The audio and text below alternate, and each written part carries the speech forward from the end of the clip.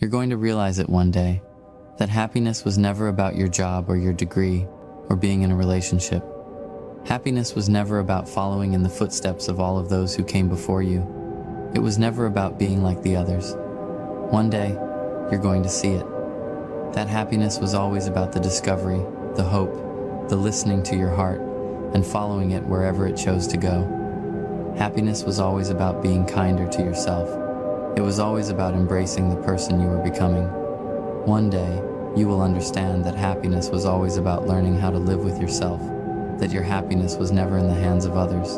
It was always about you. It was always about you. All of the love you have given to the wrong people, it will find its way back to you. What a shame it truly is, that some of us have lived our entire lives under the impression that the love we have been searching for was to be found, first and foremost, in anyone but ourselves.